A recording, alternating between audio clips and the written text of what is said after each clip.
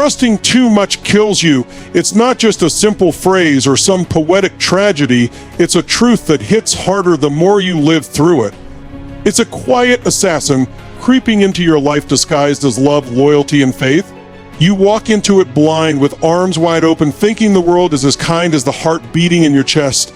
But then it happens. Someone you trusted, someone you believed in, someone you thought was incapable of hurting you turns your trust into a weapon.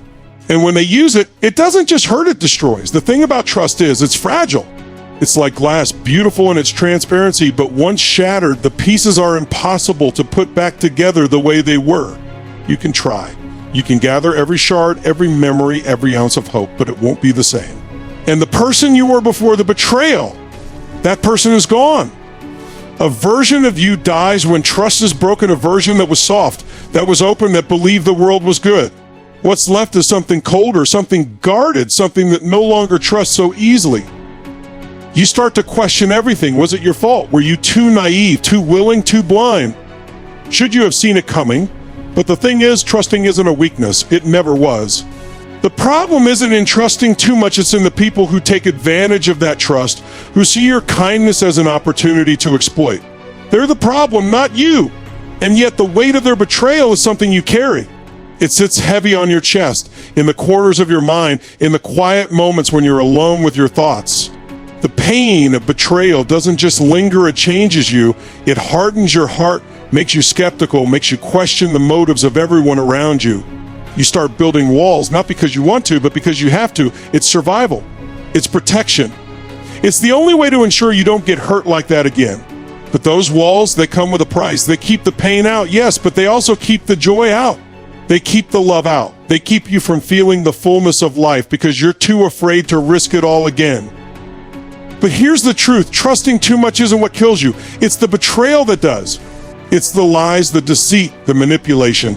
It's the realization that someone you held close, someone you gave a piece of your soul to, saw your vulnerability and used it against you. That's what breaks you. That's what steals your light. And it's not fair. It's not right. But it's the reality of this world. So what do? Do you stop trusting altogether? Do you close yourself off, build walls so high that no one can climb them? Do you choose solitude over connection because it's safer?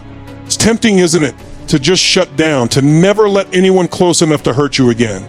But that's not living, that's surviving, and you deserve more than that. You deserve to live, to love, to trust again. Yes, it's risky. Yes, you might get hurt. But life isn't meant to be lived in fear. It's meant to be felt, experienced, embraced, even when it's messy, even when it's painful. Because for every person who betrays you, there's someone who won't. For every time your trust is broken, there's a chance to rebuild it with someone who's worth it. It's not about trusting less, it's about trusting smarter. It's about learning to see the red flags, to listen to your gut, to pay attention to actions instead of words. It's about setting boundaries, knowing your worth, and refusing to let anyone take advantage of your kindness. It's about understanding that not everyone deserves your trust, and that's okay. It doesn't make you cynical, it makes you wise. And when you do find those people who are worthy of your trust, it's a gift. It's rare. It's something to hold on to cherish, to fight for, because trust, when placed in the right hands, is one of the most beautiful things in this world. It's the foundation of love, of friendship, of connection. It's what makes life meaningful. But let's not sugarcoat it. The road to trusting again is hard. It's filled with doubt, with fear, with moments where you want to give up and retreat into yourself. It's a battle between your heart and your mind, between the part of you that wants to believe in the good and the part of you that remembers the pain. And some days the pain wins. Some days the scars feel too deep, the walls feel too strong, and you think, why bother? But then something happens. Someone comes along and shows you that trust isn't dead. They show you that not everyone is out to hurt you, that not everyone will take your trust and turn it into a weapon.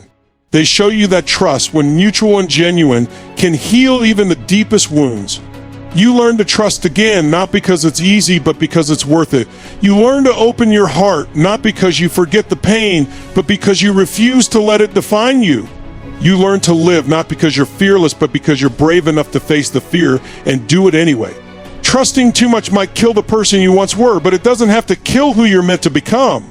It's a lesson, a transformation, a chance to grow into someone stronger, wiser, and more resilient.